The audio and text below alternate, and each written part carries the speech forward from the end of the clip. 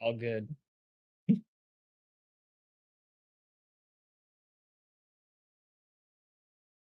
To bring us back on air, apologies everyone, that we managed to completely lose everything out of the PC. We are working in trying to pop us back into the session in a short moment. We are powering our way back up and not miss any of the exciting racing. We're once again, unfortunately, like back the start of the season where we were listening to a radio show. Zach, anything happening out there on track that we need to know about right now? Nothing too crazy going on yet. We got Karsten pulling that gap back out in front of Rudd there. We got Daniel Kovacs closing the gap on Rudd. So we're kind of back to the same thing as before the pits. As these tires get warmed up, it seems like that Corvette is able to just almost drive away from the rest of these guys. We did have a question right before you went out as to what the fastest lap time was. And right now it's still going to be that 158.8 that Jan was able to run right before we came into those pits. But everything's still looking pretty calm, pretty okay and steady here as these drivers are just trying to get through this second stint, get to that empty tank, and maybe as the race comes to a close in that last 45 minutes to a half hour, really try to make that push and gain any position that they can. Absolutely. I'm just trying to bring back the stream for everyone and make sure that that's come back live properly.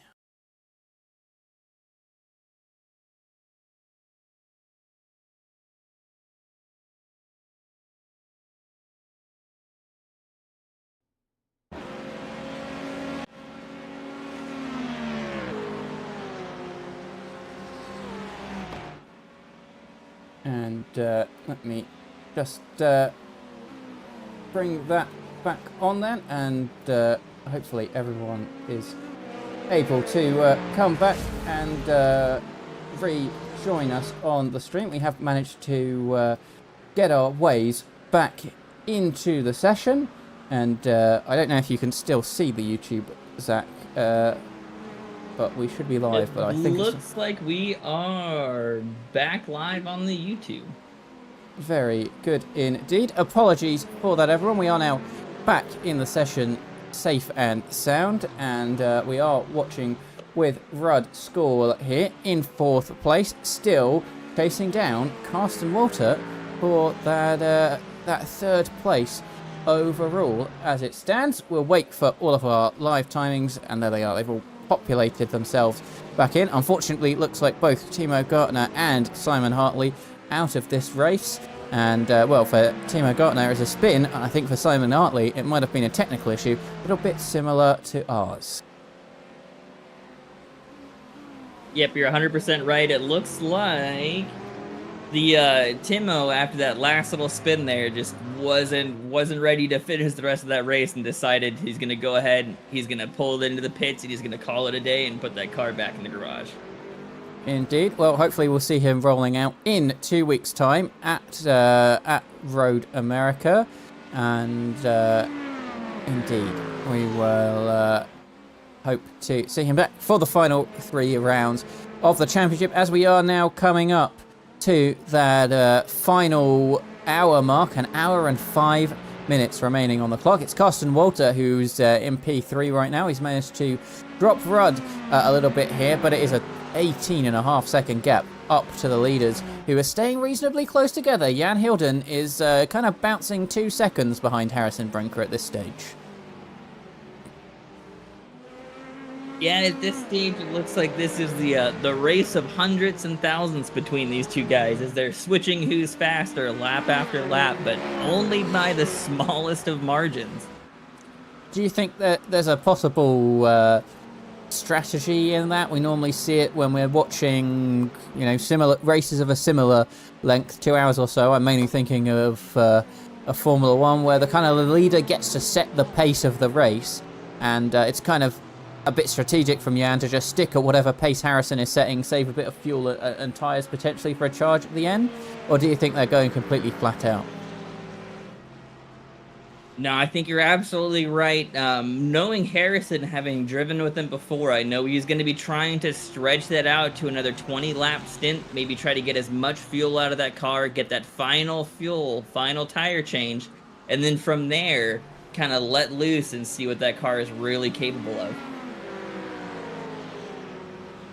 Indeed. Well, very much reasons to keep with us until the end of the race, which, as I said, an hour and 5 minutes left on the clock. Still one more round of pit stops to go for those drivers out there. And currently watching Gabble Nuggy Bear up 3 places in this race thus far, right on the back of Eric Gerpard, but they are teammates, so potentially not too much fighting as they try to catch the pack that's drifted a little bit away from them now. 2 3/4 seconds, coming up to 3 seconds, and maybe a bit of bump drafting of that Porsche, or really anything to try and push them a bit further forwards.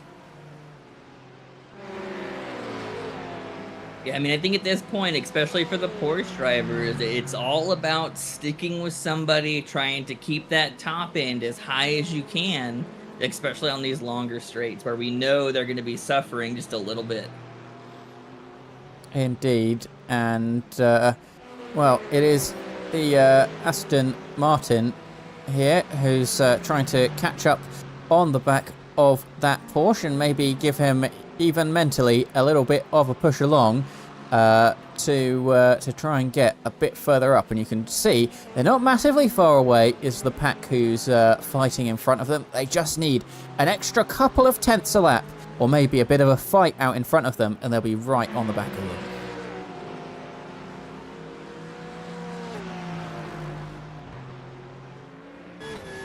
It's looking like Virgilio might have had a little bit of a rough exit coming out of Sunset, hit one of those bumps, got his car turned around, and it's looking like that whole rear end of his car is none too happy as he crabs his way into that pit lane. Let's have a little look at what happened to him. As you say, Zach, think that we can see what might be coming here. He's on the inside. Oh, he's just got a little bit of oversteer there, and it's such a fast corner, and you've got to carry all the speed, and you can see him trying to save it. But indeed, the back end's off. At least he's very close to that pit lane, which he is in now, and indeed lost the rear wing and quite a lot of rear drive from that car. Very unfortunate for him.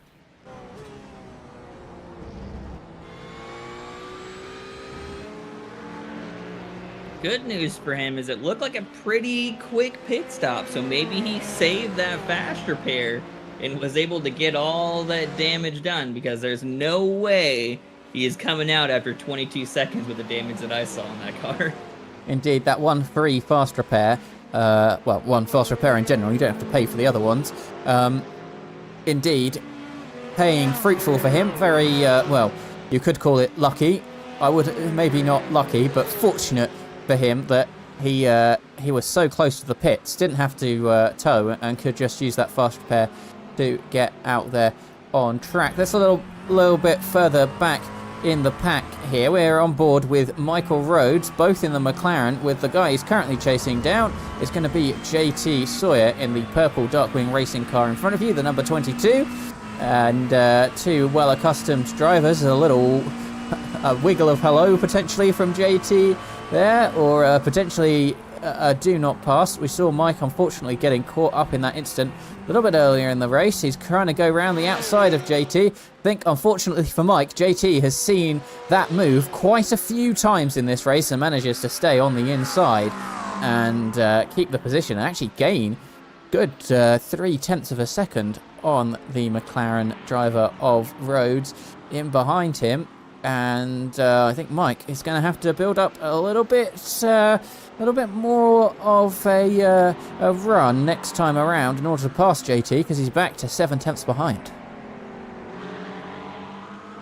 as I'm seeing, Jan Hilden, he's right on the back of Harrison Brinker. I'm not sure what's happened to Harrison here, but Jan Hilden is right on his rear end. He's looking up the inside into Sunset Corner, and there is certainly a sunset now, and Jan Hilden up the inside takes the lead off this race off of Harrison. And, well, I don't know what happened. The gap was at 2.5 seconds, and now Jan Hilden is straight past into P1. Yeah, I'm not seeing anything on race control, so my guess there is maybe he just had like a little bit of a wiggle. Was just enough to knock off that top end speed and give Jan the advantage he needed to pull that car around.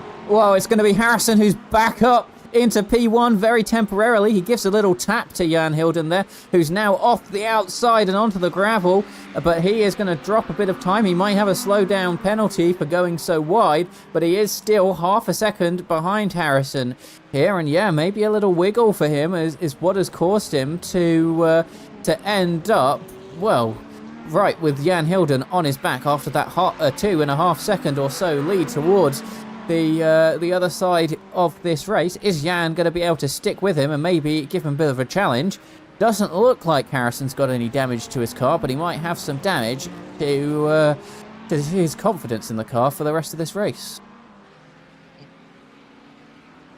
Yeah, you know, when you have stuff like that happen, especially when you're, you know, in those top two positions and you've got the gap that you have, it's insanely important to be able to just shake it off, you know, eyes forward and try to, you know, get that car back on track. Looking at his car now, both cars looking pretty clean, so I think they were able to escape with no damage, maybe just a little bit of rubbing. Absolutely, and well, we can see just looking at the top speeds they've had on the past few laps, as they have the lapped car of Garcia in their way, who does get out of their way. Looks like Jan able to carry a bit more speed, 252 kilometers an hour, and probably in help of that slipstream as he heads up the inside once more into Sunset Corner.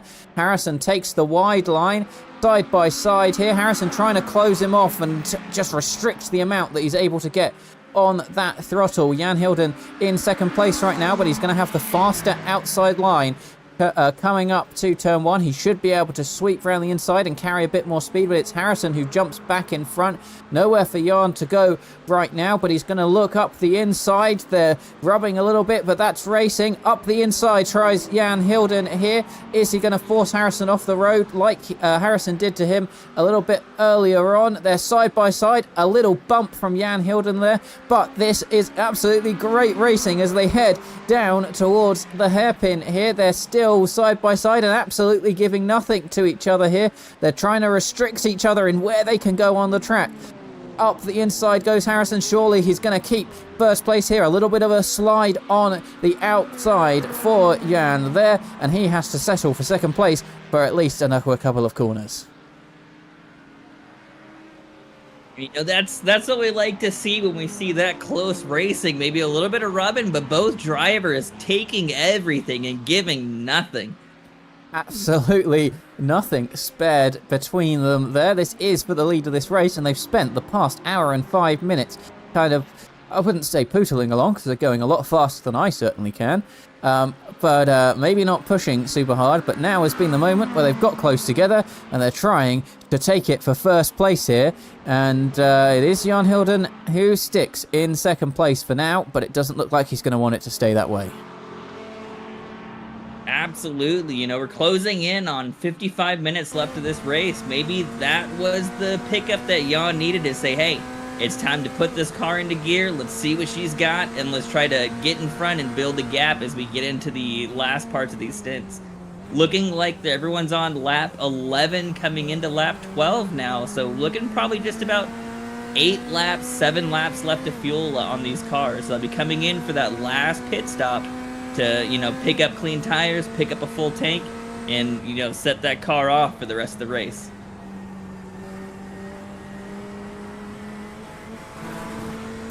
Stefan Heinrichs in the pit lane. I saw Nick Djokovic. I think he's jumped the pit lane. I think he might have had an accident out there somewhere on the track. Let's have a very brief look at that. If this gap is going to stay a little bit extended for a lap, let's see what happens, Nick. He's all by himself at the moment. He's heading to the outside. Oh, and he just caught a bit of grass, I think. A little bit of a understeer. And that's a horrible angle to go into any corner. And sideways, I think he's probably picked up some wheel damage from that. And I can actually see his rear wheel being bent in. And that'll be why he's towed himself back to the pit lane. Yeah, it looks like maybe just right as he came around that corner, like you said, started to get on the brakes to slow for the corner, put a couple tires on the grass, and we all know when you got 2 tires on the slick stuff and 2 tires on the sticky stuff, that usually means the car's going to rotate in one direction. Indeed, and he's out of the car, Zach. I have a feeling that he's not going to resume his way any further in this race, as he's gone sideways and probably done quite a lot of damage to that car. He was fighting with Matthew Cheverton up in P9, and you can really see we are in that sunset, and Sunset Corner becoming a very bright affair for those drivers, and actually having some difficulty seeing Harrison from Jan Hilden's car here, and it's not a result of any rain or any spray, it's just that glare from that sun. Yep, and that's what we were talking about. That sun gets just above that horizon, and you're driving right into it, and it can make it incredibly difficult to find your line, find your braking points, or like you said, even see the car in front to see where they're braking. Indeed, but it's not stopping Jan Hilden. Stay on the back of Harrison here, and certainly keeping within that half a second gap, keeping some slipstream, and while the battle has calmed down a little bit now, we might be thinking a bit more strategically, because when you're so close together, 0.3 of a second, of course, a litre or 2 in the pit stops can make that difference, and maybe he thinks he can get past with a slightly quicker pit stop and taking a little bit less fuel. Yeah, you might be right there. As we watch these guys go around this track using absolutely every inch they can to try to get that maximum exit speed and keep that gap to the car behind and close the gap to the car in front. Absolutely, and well, it's down to 0.1 of a second between them. I don't think it's going to stop Jan pushing on here as he picks up a bit of sand on the outside, and they head once more towards the back half of the lap.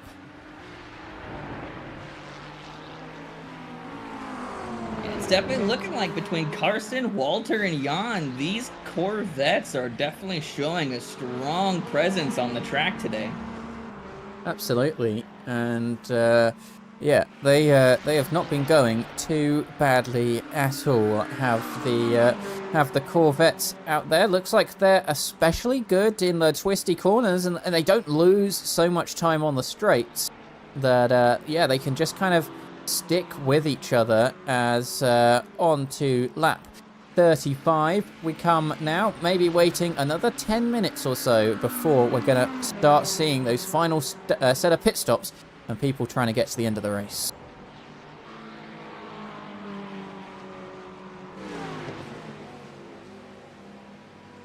Another two having a battle here on track and are very close together. Daniel Kovacs and Rudd School. They've let Karsten Walter get away a little bit, and it's, well, playing out a little bit like we saw in the first stint of this race, where Walter's been able to build a bit of a gap, and it's Daniel who may be thinking that Rudd's holding him up slightly here. Porsche looking especially good when it's coming towards the end of the stints. It's a bit lighter on fuel. Maybe it's maybe it's able to save its tyres a little bit towards the end of the stint. We know the Mustang, very heavy and wide car, might be using a bit more of its tyres. Porsche is also very happy when it's light. You're able to kind of skip it around the circuit. So two good reasons there as to why Daniel's able to just get straight on the back of the number 181 and, well, maybe try and pass him before this next phase of pit stops. I think you're absolutely right there. You watch that Mustang come around some of these tighter corners, and you can see the weight of that car pitch and bend that suspension as he hits that apex. You know, that Porsche very light, and once you get a lighter fuel tank, it kind of just let you float around the track, sting like a bee, and catch up some of that time that you might have been missing. Absolutely, and I can see Jordan Crawford is getting to the back of Gabor Nagy-Beyer as well. I think he's in a Porsche as well, so not going too badly for Team Porsche at this moment in time. And you can see him there with Gabor Nagy-Beyer, and well, it's almost a duplicate if you ignore the liveries, where Porsche is right on the back of the car in front and looking to pass at the very end of a stint. And indeed, Gabor Nagy-Beyer's dropped a little bit off of Eric here, and this really looks where the Porsche starts to sing. And I think that's going to be very interesting at the end of the race, when those Porsches are picking up a lot of pace, and instead of thinking you've got an hour and 20 minutes to go, it might be just 10.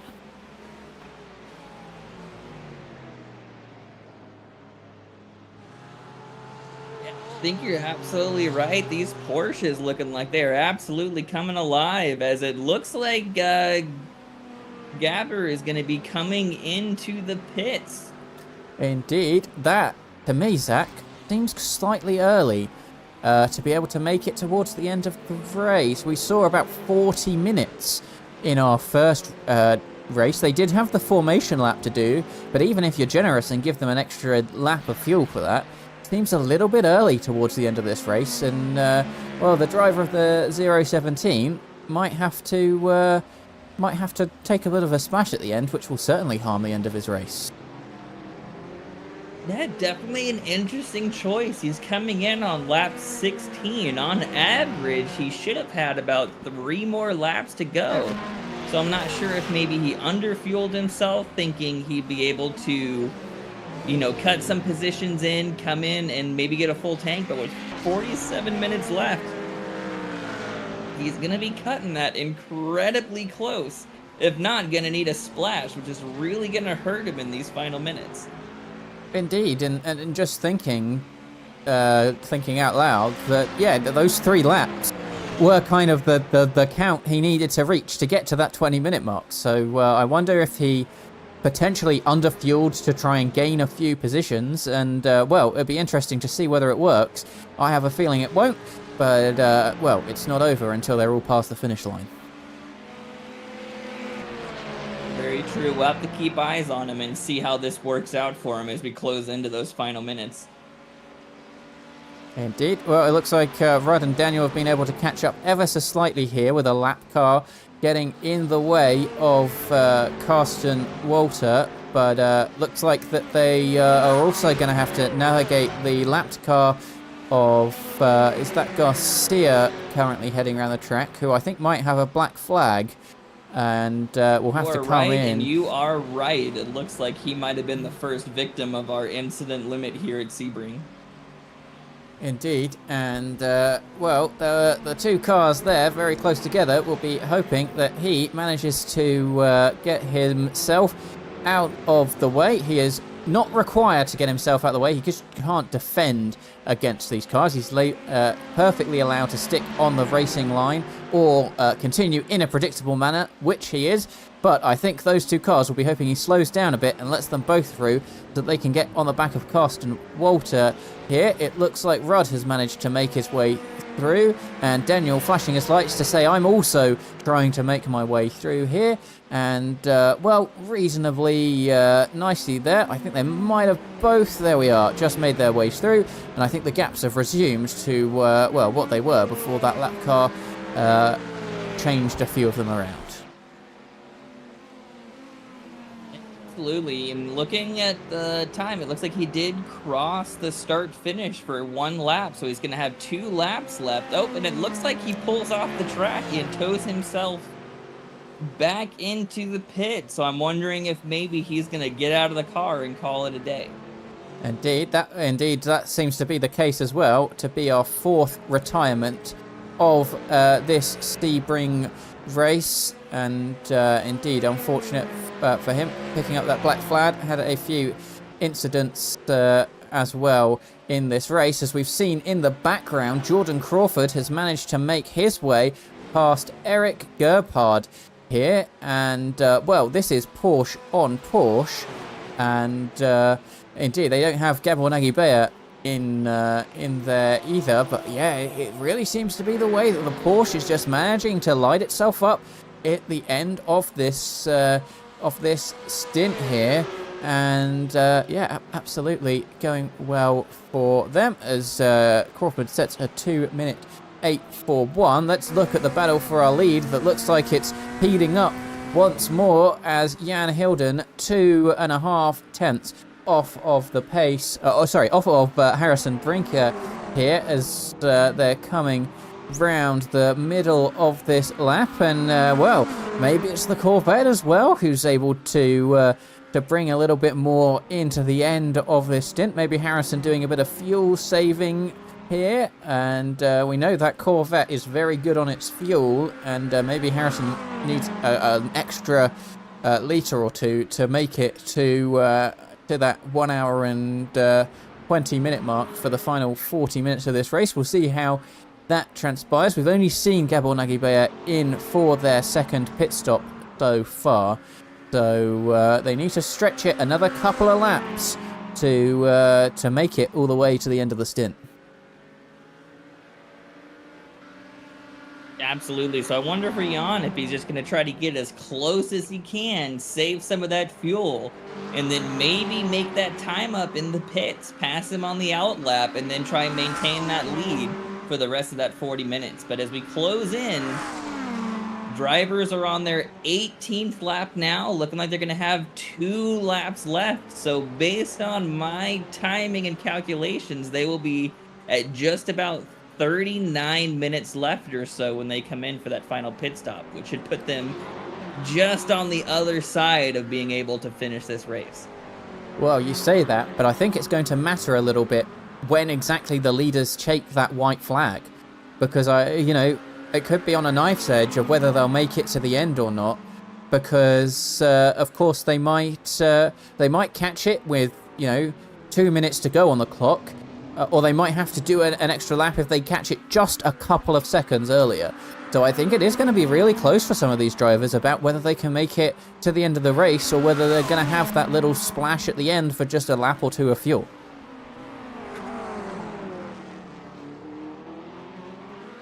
I think you're absolutely right. And that may, put a little bit of a damper on some of these guys' thoughts of being able to fill up clean tires and be able to come out and really push the car. Especially if you're wondering if this is going to go that extra lap, you might have to do that additional fuel saving that you might not have thought of in the first place. Indeed, and I was going to say a little bit earlier on, the second kind of advantage to Jan here of being right up behind Harrison is even subconsciously, he's probably making him drive a little bit faster than he wants to. He can't fuel save as much by lifting off the throttle a bit early, because otherwise he will have Jan right on his gearbox. And, well, Jan gets to save a bit of fuel in the slipstream and potentially makes Harrison use a little bit more. And that can play to his advantage at the end of the race, especially if we're going down to that final lap. And maybe for that McLaren, it's a little bit more sketchy, as actually Jan Hilden heads into the pit lane. And, well, that is very interesting indeed, because he might be trying the undercut here, but will it work? Is he going to have to save an insane amount of fuel to make it to the checkered flag? Yeah, I mean, we were really close at 20 laps. I mean, I think that's going to make it insanely close at 19, is maybe Jan pushed himself a little too hard trying to get by Harrison there and used up a little bit more fuel than he originally wanted. I'll keep an eye on these pit times, and we'll see if maybe he comes out a little earlier or at about the same time for that full tank.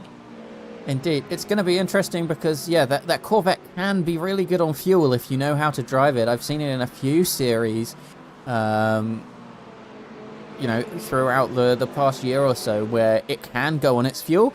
So it's potential that Jan has pit early on purpose and actually has some fuel in hand before the end of the race. Very interesting to see. He comes out of the pits in P6. He's 10 seconds back from Eric there, so he's going to have a nice bit of clean air to drive into as we're seeing more cars into the pit. Crawford, Cheverton, Blair and Ferreira, they're all in as the clock just strikes 40 minutes to go. Yeah, and looking at Jan's pit stop, he actually ran about 3 seconds faster, which is usually, I believe it's about a liter of fuel per 3 seconds. So That is He had super some interesting. extra to give out there. Maybe, yeah. Maybe he is so confident in that car's fuel saving that he can make it. It looks like Harrison had a little bit of an oopsie coming out of Sunset onto that straight. Got onto the throttle on hot tires just a little too early. Doesn't look like he got too much damage, and even if he did, he'll be coming on his in-lap anyway, but that's definitely going to lose him some time to Jan and may even give him that position as he comes around. Yeah, we're just watching it now, and he tries to save it, but he slaps the rear end with his rear tyre. Indeed, he's going to want to head into the pit lane, and as he hasn't already, he's going to want to use that fast repair. But I think that gives the advantage to Jan Hilden here. He hasn't headed into the pit lane as far as I can see, and I think he's certainly past the pit entry, and he's going to continue on for one more lap. But, well, it's advantage Hilden right now as we see this group of cars of Walter, Kovacs, and Skull. They're all into the pits all together at the same time. Let's see if this is the order that they come back out in. Now, this will be interesting as well, because like you said, Harrison didn't pit on lap 20, which means he had to do some extreme fuel saving to get to that 21 lap stint. So maybe that was why he had lost some time to Jan with trying to save that fuel for that extra lap. But if he plays his cards right, by the time he comes into the pits, there's only going to be about 37 minutes left, which I believe even with an extra lap would put him good to go. So if Jan ends up having to come in and take that splash at the end, Harrison may have just one out of strategy, but we'll have to see as we hit the closing laps of this race. Indeed, talking about strategy, real winner there in Daniel Kovacs. He's managed to gain a massive gap to Rudd School behind, and he is now the car right on the back of Karsten Walter. Let's see how that evolves. We know that Porsche is absolutely flying towards the end of its stint, and well, that Mustang is a very fast car, but it's a very thirsty car indeed, and that might have contributed to Rudd having to take an extra couple of seconds on his pit stop, and at least for now lose out on track position, as down the outside is looking Daniel, but there's no place to go. But they're all on fresh tyres. I saw them all pop up on their jacks. They're going to have to be quite careful to bring them in quite nicely and not to have an incident. As we see our leader Harrison, he's in the pit lane. Yeah, we'll keep an eye here. We'll see just how much time he lost with that spin. I mean, he was coming into the Ullman straight, so it's definitely going to be a significant amount of time lost with not having that top end as he heads down that back straight. And like you were saying, the track was pretty clean for Jan, so he was able to get a good first lap out, maybe not lose too much time. That's cutting to the inside. We're on board with Jan Hilden now. He's coming up towards the pit entry, and I think that Harrison is still stationary in the pit lane, coming up to the pit exit now, and it is Jan Hilden who takes the lead. Where is Harrison? He's only just started to move now, and he's at the pit exit, and well, it's going to be a good 500 meters or so that he's got, and it's going to transpire to be about 9 seconds. That has been an absolutely massive loss for Harrison, who still has to heat up his tires and might drop back even further as Walter, oh, it was a slowdown penalty rather than a black flag, and that is going to let Daniel Kovacs past him on to the start-finish straight. Is he going to keep it, though? Coming into turn 1, the Porsche is very firmly ahead, and that slowdown penalty might have cost Walter, who heads up the inside and says, no thank you, I will take that place back. And he absolutely shot up the inside, took the advantage when he saw it, and it's back into third place for him. Very nicely done, and a very nice, well, dive up the inside, but not in a way that caused Daniel to have to get out of the way at all. Very nice indeed. I want to have a little look back at what happened there, as we can actually go and watch this in full speed. It was Walter who was on the inside coming into Sunset Corner here, and he makes it up the inside quite nicely indeed, but he's just going wide. Oh, and he hits the wall on the outside, and that is what lets Daniel Kovacs up and in front of him, but then look again, he's coming back, and Walter just has a lovely gap on the inside, almost completely left open by Daniel there, and he says, thank you very much, I'll have that position back. Lovely racing.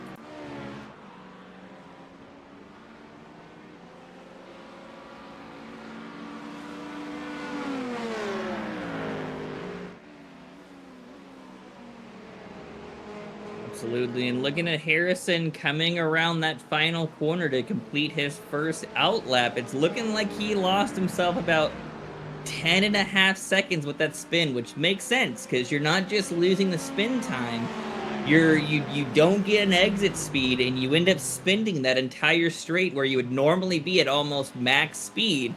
You're spending that time getting back up to speed, getting the car back in order, and that'll lose you a significant amount of time. Definitely not where you want to be losing the car on this track. Absolutely not. And indeed, it has cost him a whole heap of time. The gap, 12.5 seconds coming up to now. And he's got a real challenge, I think, to even get close back up to Jan here. We are looking at just under 35 minutes to go and a 12-second gap. He's really got to find some sort of pace out there. And, well, if Jan was a little bit tight on fuel, I think he'd be breathing a sigh of relief now, as he's going to be able to do a little bit of lifting and coasting around this track. And, well, we'll have to see whether he's able to find pace, but it's a massive gap to make up, even when you are, you know, so fast at the front. So is Jan. Yeah, I mean, we know these guys were out there trading hundreds, so it's definitely going to be quite the tall order for him to close any amount of that gap, especially with both cars kind of being out of the open. No one has a drafting buddy, no one to help. You're on your own out there. Absolutely, and, well, not on their own out there. This current battle for P3 looks like it's transpiring as before, where Walter's just able to pull that second or so advantage, and he's got two cars fighting behind him for position. And, well, that Porsche is only going to really come into its own towards the end of the stint, maybe in 15 minutes or so, by which point the 59 driver is going to be hoping that they've kind of had a bit of a battle to pull them a good couple of seconds off the back of him. How are they going to play this with just over 30 minutes to go? Because they, well, may well let Gabor Nagy-Beyer into their battle, but he pit really early on and might have to take a splash before the end of the race. So do you worry about him, or do you think he's got some secret fuel-saving strategy? And we're certainly going to have to find out towards the end of this race. As looking up the inside is Walter. Is Rudd up the inside of Daniel Kovacs, but Daniel is going to try and get him straight back on the run down towards turn number 3, but not on this occasion. And this battle is back to where it was before the pit stops even occurred. It does look like, for now, it is Advantage Mustang who is now sitting after the Chev of Carsten Walter.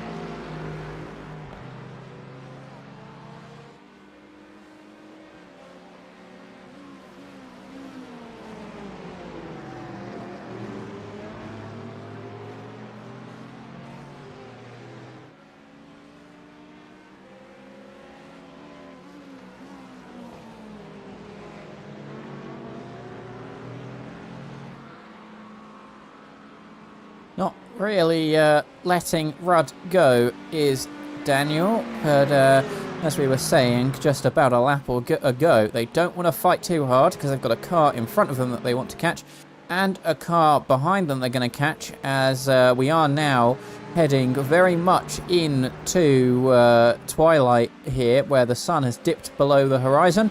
The track is getting illuminated by the headlights of these cars rather than from the sky, and that is going to bring down the track temperature quite dramatically in this final half an hour. And, well, I know that I've been saying it a lot. I'm a big fan of the Porsche, but it will be Advantage Porsche, very good at keeping its tyres warm and heating them up quite quickly after a pit stop as well, which is why we might have seen some of that advantage early on for the number 42 car, who is now dropped behind Rudd.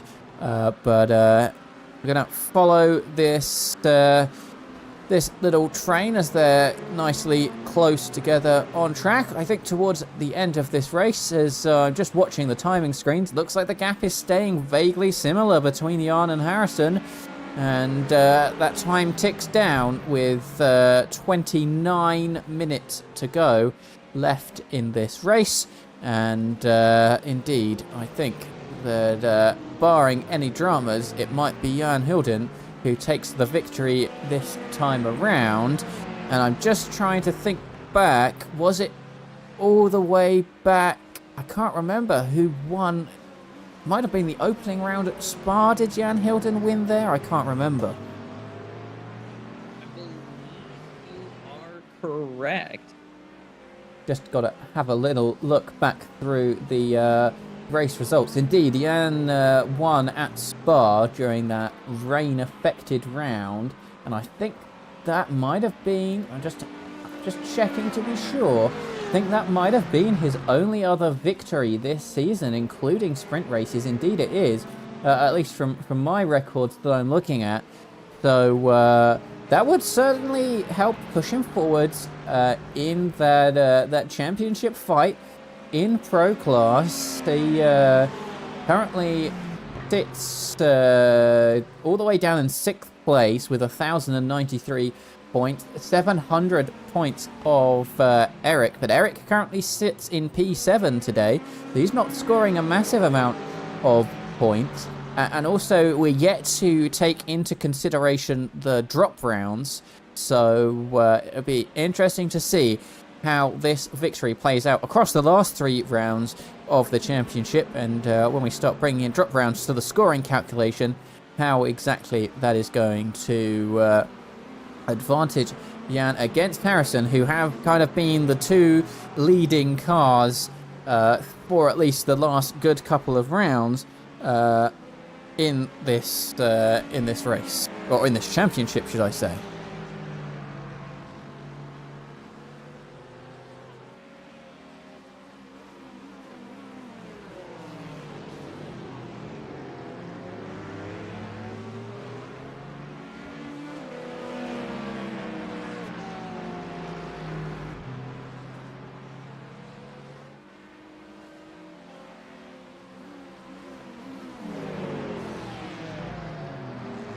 Rudd Score has been able to make quite the gain here on Carsten Walter, half a second now. And as we've seen at so many rounds this season, it can all look pretty calm and collected, and that everybody's just rocking their own pace in the first 3 quarters of this race. But this is where your stripes are really won out there, because well, you're competing for a chance on the overall podium out there, and you're just seeing half an hour countdown, less than an IMSA race or even a GT sprint. So it is really time, if you've got any pace left in yourself, left in the car, now's the time to show it. And if we have a little look, it looks like the Rudd School here has been the one to show it thus far, as we're seeing Gabor Nagy-Beyer head into the pit lane. He is going to have to take on some more fuel before the end of this race. Has decided to take his pit stop very, very early with 25 minutes left. An intriguing strategy if I've ever seen one. I wonder if he's kind of banking on everyone else having to make a splash, and he's going to take it now such that he's out of this little battle here and can maybe try and undercut them.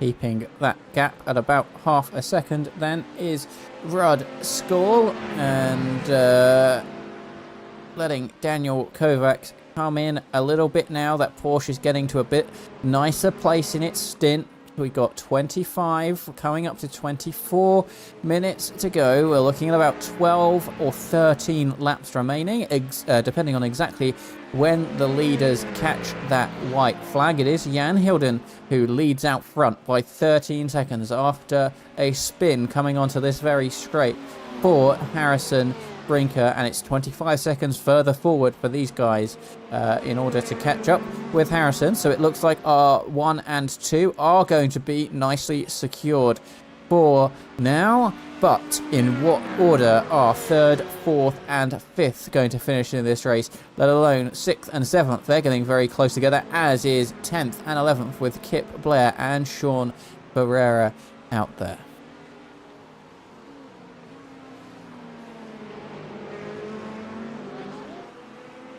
It looks like Harrison losing just a little bit of time. You know, we're getting 23 minutes left to go. He's not really going to have a whole lot of seconds left here to make up that space. So I'm wondering if maybe he's fuel saving to make it to the end. We'll have to see here, but he's just about 0.3 of a second off of the leader Jan right now, time-wise. Yeah, I mean, we're looking at 12 laps to go, 13 laps to go or so. He's going to have to gain at the rate of a second a lap. And if it was an AM class driver leading out front against Harrison, you know, it's possible. But I think with the Jan out front, I think it's very quickly becoming an impossible task for him. And yeah, maybe he's just kind of resigned himself to that fact that he's just going to save a bit of fuel and make it to the end of the race without having to make a splash. Because if he does make a splash, he's going to be heading back towards, well, where this battle is right now, 25 seconds or so behind him. And indeed, I think he'd just rather secure that P2 for now. I think you're 100% right. You know, we do have to keep in mind that Jan hit on lap 19 on his stint, not 20. So we'll have to kind of keep an eye there and see if he ends up having to make that splash and Harrison's able to save that fuel. That might close that gap and give him that advantage that he needs.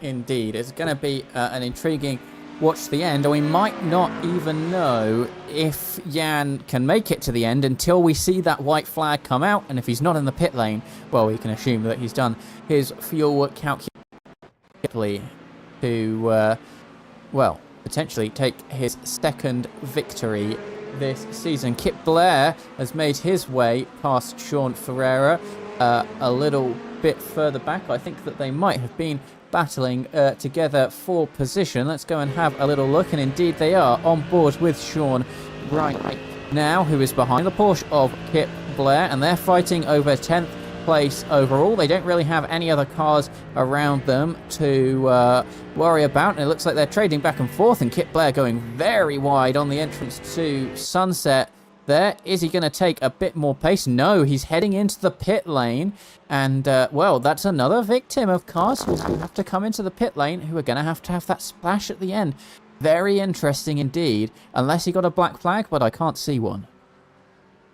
I do see a black flag for him on my overlays, but I'm not seeing that he collected a off track at all to get to that incident limit. So I'm curious as to what he's serving there. Oh, he's definitely driven straight through the pit lane. He didn't stop in his box, and that's consistent with getting a drive-through penalty for the incident limit. I wonder if maybe he made a bit of contact. He was fighting with Sean Ferreira, and you know how it can be in iRacing, where sometimes even minor contact can pick you up a 4X, and maybe that's what resulted in him getting that drive-through penalty and has pushed him down. He's still in the lead of the AM class, but only by 4.4 seconds now from JT Sawyer.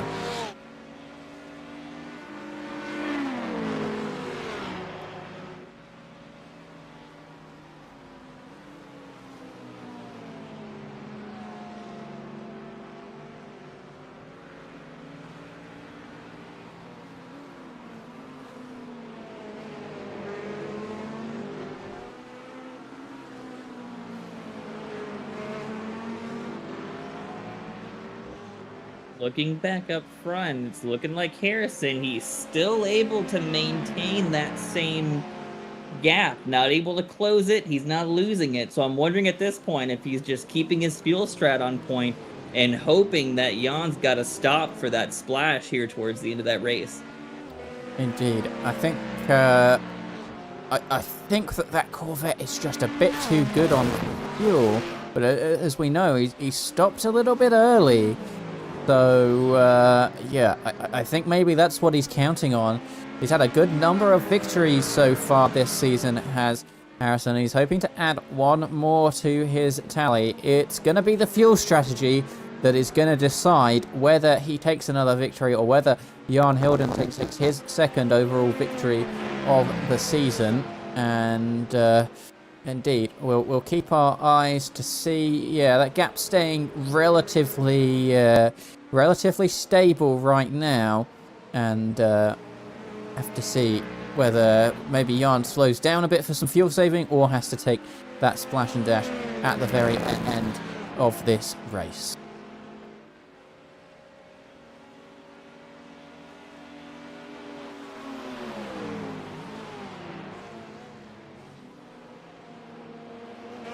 Rudd, once again, right on the back of Carsten Walter here. You can see how the sector times have moved around throughout the lap, and as we come to the end of it, it is going to be Walter who is right on the back. Sorry, it's going to be Rudd here who is right on the back of Walter and leaving Daniel Kovacs behind a bit. We've seen this toing and fraying throughout the entire race. As down the inside looks School. Oh, that was all so very close to ending in tears. I thought he was going to catch the back end of the number 59 car, but manages to keep both of their cars facing in the right direction with no contact between them. But it looked awfully close, and it's definitely cost the 181 driver a little bit of time. You can see it there. Walter gaining 1.5 tenths of a second through that second sector, but you can see now the desperation is starting to come in between these drivers as we approach 15 minutes to go, looking at about 7 to 8 laps or so remaining out there, and those opportunities for making that pass for third place overall are starting to slowly come down. A little bit faster for School in the third sector, but faster for Walter in the fourth sector, and they're just trading these tiny hundredths of a second between sectors. But they're also having to worry about Daniel Kovacs, who's now climbed back in with this battle, probably as a result of that move down into turn 3, and you can just see it getting closer and closer and closer, and you can see that Daniel there has gained 4 tenths of a second in sector 2 of this lap, so it is certainly what has brought him back into play, and now he's just able to sit in the slipstream of these cars and take advantage of the battle that might be about to unfold in front of him, or maybe he becomes the battle himself.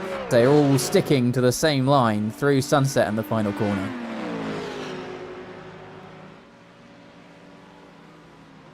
It's definitely gonna become an interesting race as we hit closer to that 10-minute mark. We know the more empty that Porsche fuel tank gets, the better that car gets out there. So I think we're going to have quite the race on our hands as we approach these final laps. Absolutely, and I'm seeing JT Sawyer is building his way up to the back of Kip Blair. I saw Kip Blair went off the circuit, and it looks like JT Sawyer is catching up to the back of him, potentially to take his first AM Class victory of the season. That is going to be playing on his mind quite a lot, I think, to try and dethrone the very fast Kip Blair, who has seemingly made a mistake, and it's let that gap close in towards the latter half of this race. 2 very close battles on this track for P3 and for the AM Class victory. Which one are we going to look at? Well, let's go and have a look at what's happening to JT Sawyer right now, as he's right on the back of that Porsche, and he's made quite the gain throughout this lap, as has Andy Keane. Looking up the inside, wide goes Kip Blair. We saw this happen a little bit earlier on for Kip Blair, but he's dropped 4 tenths of a second and up into the lead of the AM class is going to be JT Sawyer, but he is going to have Kip Blair in that Porsche right on his rear end, and he's going to have to force him out the long way around here, but it is going to mean that Kip's going to be able to carry a little bit more speed, potentially look up that inside as we look towards turn 3. It is going to be JT Sawyer who has made up a good deal of time on him, and he's managed to stay in front for now. We know that Porsche going to get better towards the end of the stint. We know Kip is a very fast driver and, well, had a good advantage until he had to serve that drive-through penalty, and now he's going to look up the inside of JT here, and he's going to have the advantage on the inside, and they swap back once again, but that is going to give JT a wonderful tow down that back straight, and maybe we're going to see a repeat of the same move, as actually he's going to try here around the outside, force Kip Blair to the inside on this particular occasion. Who's going to come out on top? I think it's going to be Kip in that Porsche, and once again it is going to be JT Sawyer who sits in second place, and Kip in Blair for that AM class. But going a bit wide was Kip, and JT round the outside. He's going to squeeze him, leaves him just enough room, but unfortunately for JT, he's off the track a little bit and had to slow down to not get himself an incident point there. But he does have that advantage of being able to sit in the slipstream, and maybe he's going to repeat that move we saw last lap around, where he's able to gain some time on that back straight. Stefan Heinrichs heads into the pit lane, and is that going to decide this battle? Are either of these drivers going to have to come into the pits, as JT Sawyer right on the back of Kip Blair here, a tenth of a second the gap. You can see that Kip was moving around there to try and stop JT getting any sort of slipstream, but he's going to dive down the inside as JT, and it's an exact carbon copy of what we saw last time. JT up into 13th place, but it's going to be Kip Blair who's challenging once again, and look who they've got behind him. It's the second place of Harrison Brinker, who has made a little bit of a gain on Jan Hilden here, a little bit of argy-bargy, a little bit of touching, but once again it's JT Sawyer who's going to come out on top through that turn 1. Is it going to stay like that for now, as Kip is on the outside? They're having an absolutely amazing battle here. It's going to be Kip on the outside, and he's spun JT Sawyer, and they've made contact, and Harrison has to slow down, and I think that he's made contact there, but I think he's waiting for JT, but not letting him back past. I think he is letting him back past after that little bit of contact. We saw it happen last time out as well. They want to carry on this battle and win in the right way, as the gap resumes to where they were before, and Kip's going to have to try again to get past. Yeah, I mean, we've seen it multiple times through this race. That particular exit has caused a spin for one of the two fighting cars 100% of the time. So we can definitely tell that is a incredibly difficult portion of the track to try to take 2x2 and make a pass stick there. Indeed, you're both kind of just heading for the same part of the circuit. And that's the unfortunate thing, where one of you's trying to go left, one of you's trying to go right, and you just can't really continue on a side-by-side battle there. But I said it last week as well.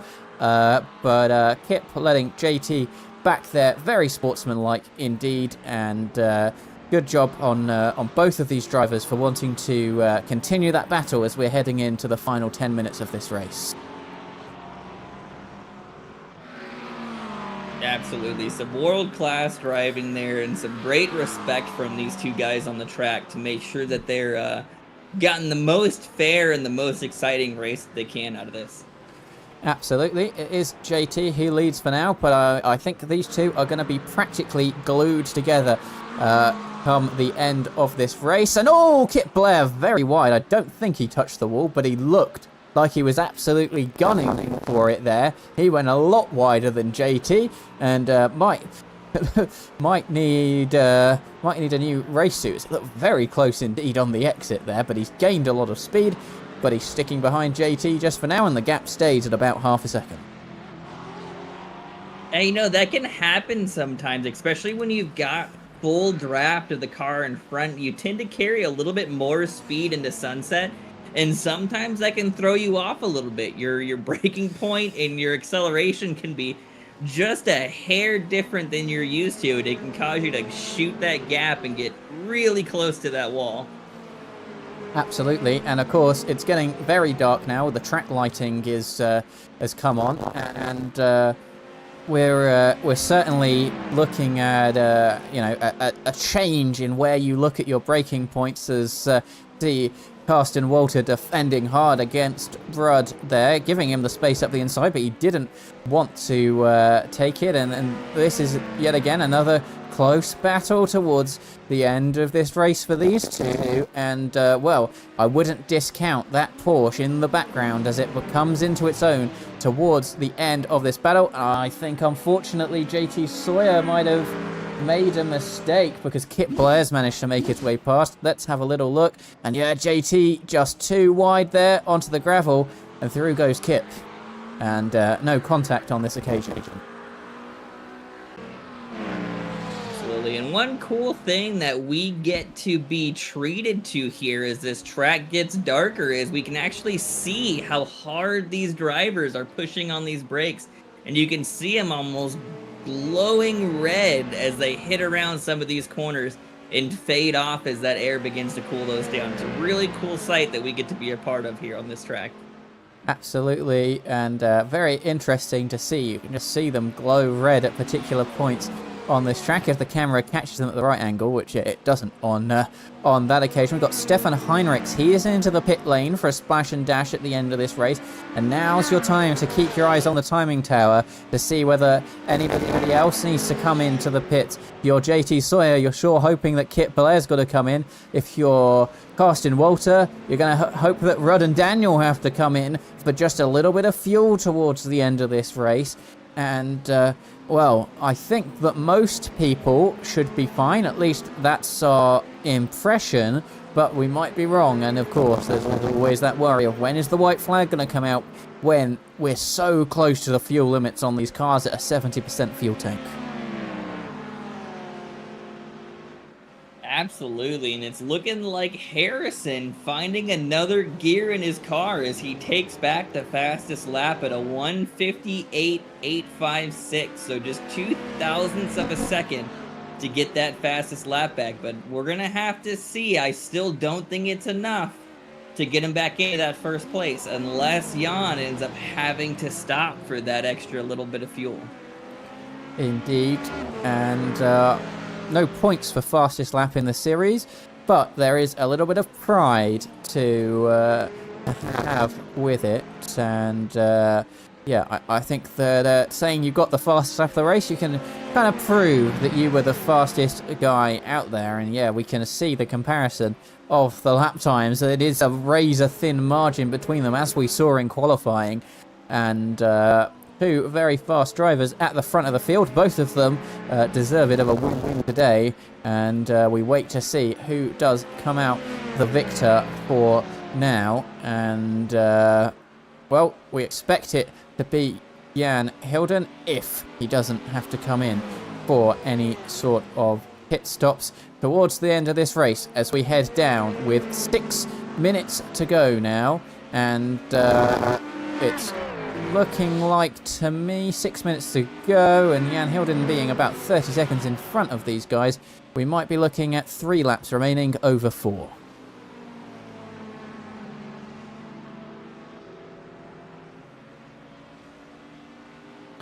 Do you have the ability to confirm whether my maths is correct with 3 laps remaining, Zach, or am I completely off the mark? You're right. I mean, I think we're going to be right on the edge of 2 to 3 laps, and it makes me wonder if this does go 3 laps, that would put Jan at a 20-lap stint, so he will just barely have enough to make it to the end. Indeed. Maybe he'll back off the throttle ever so slightly. He does have that 10-second advantage to maybe change whether it's 2 or 3 laps to go. If it's right on the edge, he might decide that he needs to back off a little bit. As we see Andy Keane and Stefan Heinrichs, they're into the pit lane. That's going to make it pretty groovy for Kit Blair and JT Sawyer in first and second place of the AM class. JT unfortunately dropping further back now. He's 2 seconds behind the lead, so it doesn't look like he's going to make a challenge for that 13th place. at the end. But I do wonder, there's been a precedent set by the stewards where causing a collision, even if you let the give the position back, you can still get a penalty for it. And I wonder if that incident we saw between Kip and JT is going to go to the stewards, or whether they think that the place being given back has kind of resolved the matter between them. Yeah, I think that they might have quite a few incidents to look at in that particular corner. And, you know, it can be really hard to judge those as, like, you know, it's very easy to say, oh, the car on the left needed to be further away to make room. But with the way those cars come around that corner, it can be quite difficult to not judge it as a racing incident, as that's kind of just the way the cars go around there. But we'll have to see what they think. Absolutely. And yeah, I mean, I know what I'd be doing. In racing, you take any advantage you get, so I'd be taking it straight to the stewards. But maybe maybe some of these racers out there are a little bit kinder than I, seeing as the position was given back and they weren't really fighting anyone in front or behind. JT has managed to close that gap a little bit. In fact, he's managed to bring it down to being just over a second now with 2 laps to go. I'm not sure if Kip made a little bit of a mistake, had a little bit of a half slide, or maybe he's having to save some fuel towards the end of this race, because it's down to 9/10 of a second, and he thinks, well, backing off as much as I can is going to save me a pit stop, and it really is closing in his JT now, but it has just bopped itself back up above a second, so maybe it was just the particular part of track that the Porsche wasn't so good at, but we will keep an eye on it as we come towards the end of this race. Absolutely. Looks like we got Daniel in chat asking how Jan got that gap on Harrison. Harrison had a little bit of a spin coming onto the Ullmann straight, and that kind of caused him to lose a bunch of time as he had to get back up to top speed and get his car back under wraps, and that kind of gave Jan that advantage that he needed to put that car in front. Indeed. Well, 2 close cars together, Akos Varga and Michael Rhodes. Michael Rhodes has made up the position for P11 here, and I think he's heading off further down the road at this point, as well, JT Sawyer is also on the back of Kip Blair here. I didn't see the start-finish line. I want to go back another car and ride on board of them to see if that white flag is currently out. You're looking for it on the right hand, on the left-hand side here, and I can't see the flag man waving it. So I think we've got another 2 laps left of this race. Yeah, looking at the time, we still have 1:20 left as Jan comes around tower. So yeah, I'm guessing we're gonna have another lap.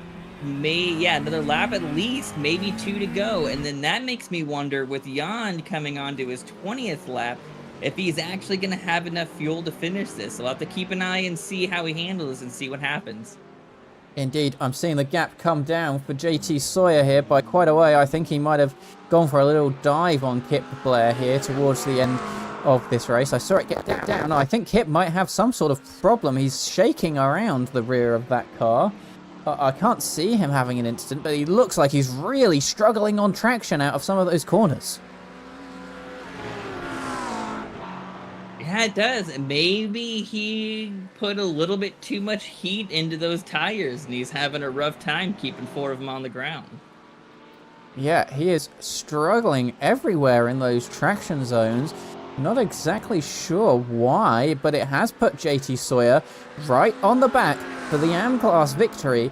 And now, surely, as they come across the line, we're going to see the white flag wave for them. I'm not exactly sure where Jan Hilden is on track, but it looks like maybe he just put a bit too much heat into them at the beginning of that lap, and that's let JT catch up. Maybe he's caught a wall slightly somewhere and given himself a bit of damage. And there you can see Barney the flagman. He is waving that white flag as we head into the final part of this race, and it is Jan Hilden who currently holds a 9-second lead. He didn't have to come in for fuel, as down the inside is looking JT Sawyer. What's going to happen with Kip Blair here? Jordan Crawford has to come into the pit lane and get a bit of fuel for that.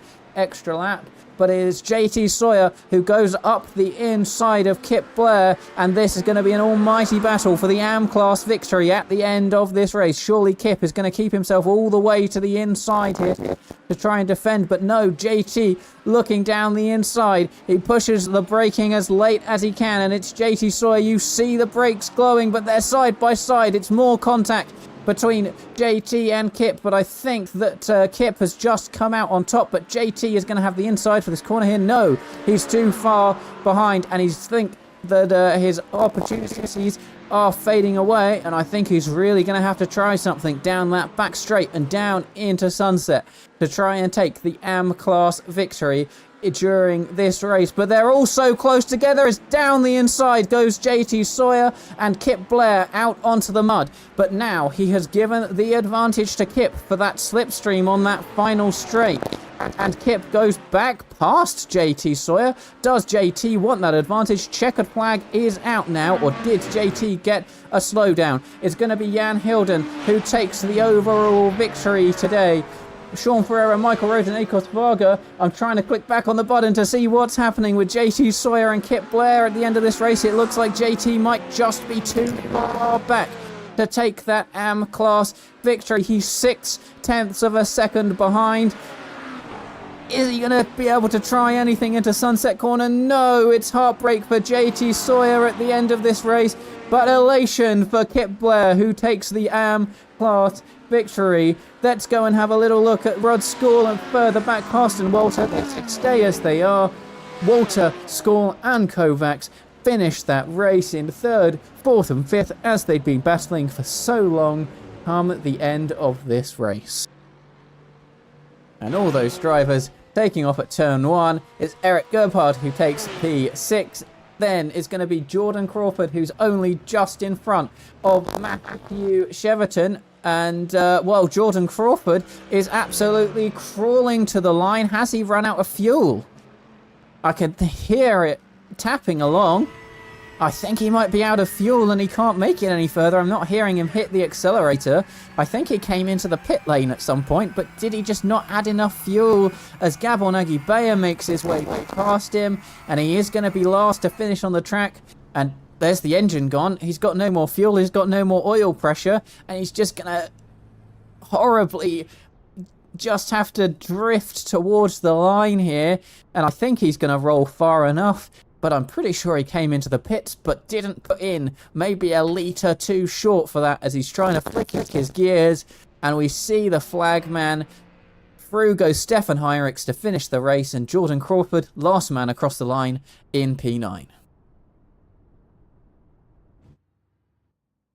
And that is quite as far as he is going to see the end of this race. Well then, let's have a little look at our overall race results then. It was a fantastic drive from Jan Hilden, who took first place and won the round 7 here at Sebring. Harrison Brinker put in an excellent performance, but unfortunately the spin for him put him in P2. Carsten Walter managed to hold off the cars behind to finish P3, with Rud School and Daniel Kovacs very close in behind him. Eric Gerbhardt P6, and Matthew Cheverton is going to take in P7. Gabon Aguibea in P8. He did very well after that last splash and dash to make himself back inside the top 10. Jordan Crawford, you just saw, ran out of fuel at the very end of the race, saved by the fact that Sean Ferreira was 1 lap down. Michael Rhodes is going to finish in P11 with Akos Varga in P12. We saw that excellent battle at the end of the race between Kip Blair and JT Sawyer. It's Kip who comes out on top to finish P13 overall. Andy Keane is going to be an additional lap down in P15 with Stefan Heinrichs in P16. Then, finally, Garcia didn't make it to the end of the race. He's 26 laps down, along with Nick Djokovic, a further 3 to be 29 laps behind the leader. Looking at our final set of results, then, it's going to be very unfortunate for Timo Gartner and Simon Hartley, who unfortunately also didn't make it to the end of this race, but finished behind the two in front as they made it some more laps. Well, Zach, tell me a little bit about how you were feeling towards the end of that race. We had a lot of close battles, a lot of good racing down there, a little bit of door banging, but well, it certainly looked like they were having fun out there. Yeah, I think that might have been one of the more exciting finishes that we've seen this season. Some absolutely great driving out there by everybody between Jan and Harrison doing a little bumping. We had Kip and we had JT doing a little bumping. We had battles between Crawford and Rudd throughout the whole race. Just very, very, very close. Very great racing. I think it was exciting for everyone that was able to watch today. Absolutely. And while I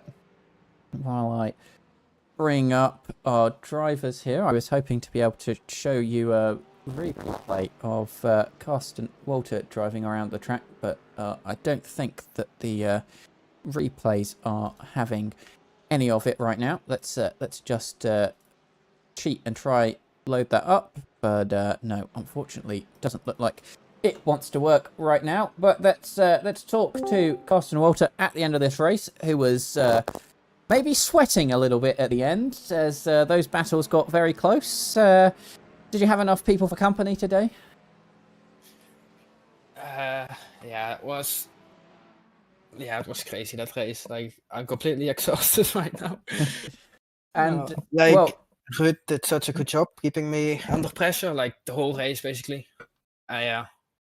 Yeah, it seemed very close out there between the three of you. There was a little bit of fuel saving and game playing, and we thought that some people might need her to have come in for a little splash at the end. How close was your fuel at the end of the race? It wasn't that close. It was like half a lap I still had left, but in the first stint, I didn't save enough for like to do the normal 20 lap stint that I was planning to do. So in the second stint, I had to save an extra lap. That was really tricky, and I'm surprised I still was able to keep good pace, saving that much to make it like an easy final stint.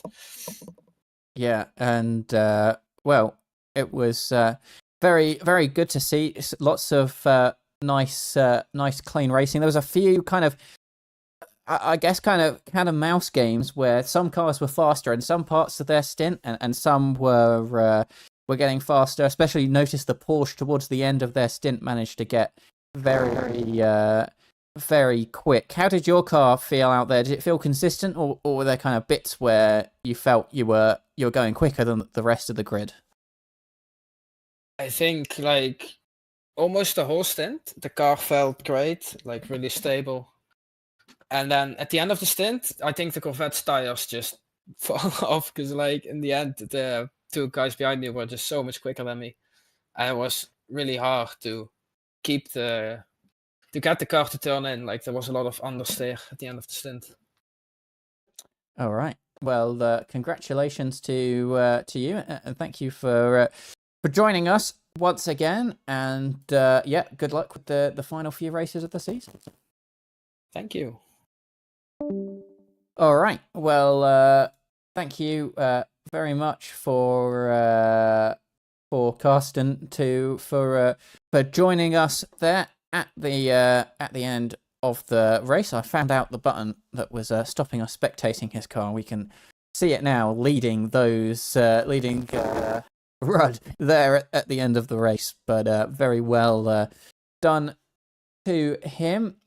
Now, let's remind ourselves that there will not be a race broadcast next weekend because there isn't a race next weekend. It is going to be the 12 hours of SEBRING, and we're not going to make all our drivers do two races in one weekend around different circuits. So we're taking a week break before we head to our final American track of the series, which is going to be Road America, but not as you know it. It's on the Bend layout with a little extra chicane in there before we head towards the end of the season at Imola for our final sprint round and our final bit of rain as we come towards the end of the season in Portimao. Before we head off, anything more you've got for us today, Zach, before we take a week's off?